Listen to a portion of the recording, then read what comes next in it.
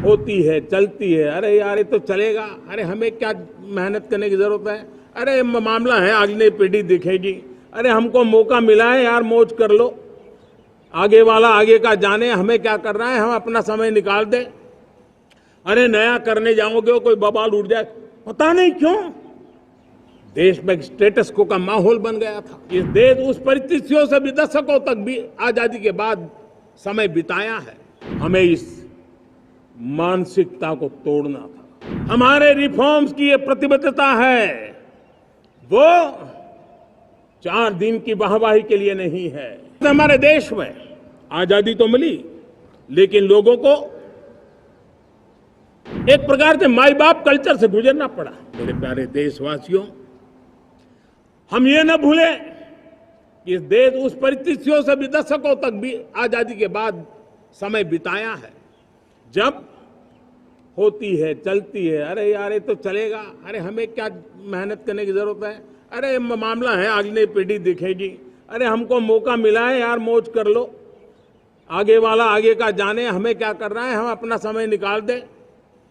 अरे नया करने जाओगे कोई बवाल उठ जाए, पता नहीं क्यों देश में स्टेटस को का माहौल बन गया था। जो है उसी से गुजारा कर लो, यही का माहौल बन गया था। और लोग तो कहते हैं अरे भाई छोड़ो, अब कुछ होने वाला नहीं है, चलो, ऐसा ही मन मर गया था। हमें इस मानसिकता को तोड़ना था, हमें विश्वास से भरना था, और हमने उस दिशा में प्रयास किया। कई लोग तो कहते थे अरे भाई अगली पीढ़ी के लिए काम हम अभी से क्यों करें, हम तो आज का देखें। लेकिन देश का सामान्य नागरिक ये नहीं चाहता था। वो बदलाव के इंतजार में था, वो बदलाव चाहता था, उसकी ललक थी, लेकिन उसके सपनों को किसी ने तवज्जो नहीं दी, उसकी आशा आकांक्षाओं को, अपेक्षाओं को तवज्जो नहीं दी गई, और उसके कारण वो मुसीबतों को झेलते हुए गुजारा करता रहा, वो रिफॉर्म्स का इंतजार करता रहा।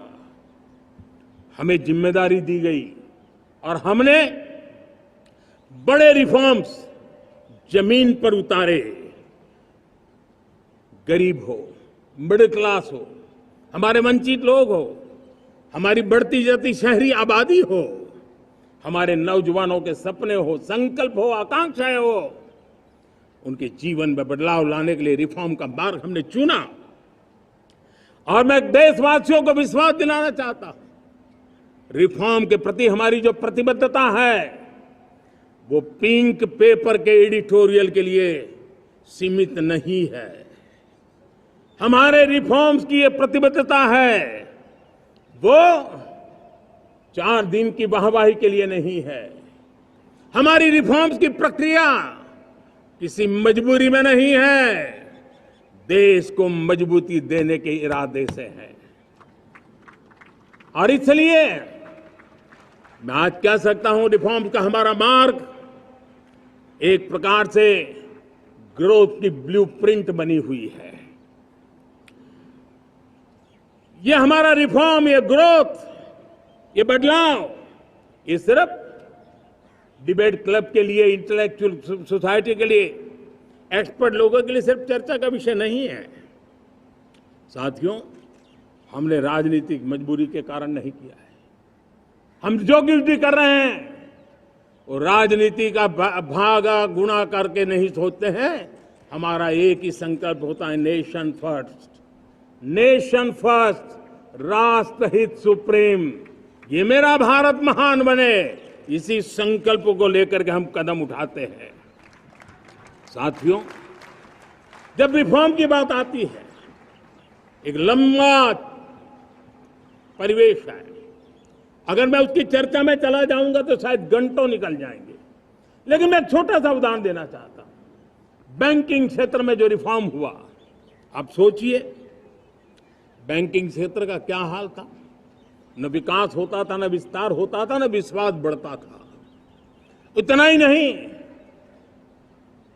जिस प्रकार की कारनामे चले उसके कारण हमारे बैंक संकटों से गुजर रहे थे। हमने बैंकिंग सेक्टर को मजबूत बनाने के लिए अनेकविध रिफॉर्म्स किए, और आज उसका कारण हमारी बैंक विश्व में जो इन्हीं गुनी मजबूत बैंक के हैं, उसमें भारतीय बैंकों ने अपना स्थान बनाया है। और जब बैंक मजबूत होती है ना, तब फॉर्मल इकोनॉमी की ताकत भी बढ़ती है। जब बैंक की व्यवस्था बन जाती है, जब सामान्य खास करके मध्यम वर्ग के परिवार की जो रिक्वायरमेंट होती है, उसको पूरा करने की सबसे बड़ी ताकत बैंकिंग सेक्टर में होती है। अगर उसको होम लोन चाहिए, उसको व्हीकल का लोन चाहिए, मेरे किसान को ट्रैक्टर के लिए लोन चाहिए, मेरे नौजवानों को स्टार्टअप के लिए लोन चाहिए, मेरे नौजवानों को कभी पढ़ने के लिए, एजुकेशन के लिए लोन चाहिए, किसी को विदेश जाने के लिए लोन चाहिए, ये सारी बातें उसे संभव होती है। मुझे तो खुशी है कि मेरे पशुपालक भी, मेरे मछली पालन करने वाले भाई बहन भी आज बैंकों से लाभ ले रहे हैं। मुझे खुशी है मेरे रेहड़ी पटरी वाले लाखों भाई बहन आज बैंक से साथ जुड़ करके अपनी नई ऊंचाइयों को प्राप्त कर रहे हैं और विकास की दिशा में वो भागीदार बन रहे हैं। हमारे एमएसएमई, हमारे लघु उद्योग के लिए तो बैंक एक सबसे बड़ी सहायक होती है। उसको रोजमर्रा पैसों की जरूरत होती है अपने नित्य मर्जी पर प्रगति के लिए, और उस काम को हमारी मजबूत बैंकों के कारण संभव हुआ है। साथियों, दुर्भाग्य से हमारे देश में आजादी तो मिली, लेकिन लोगों को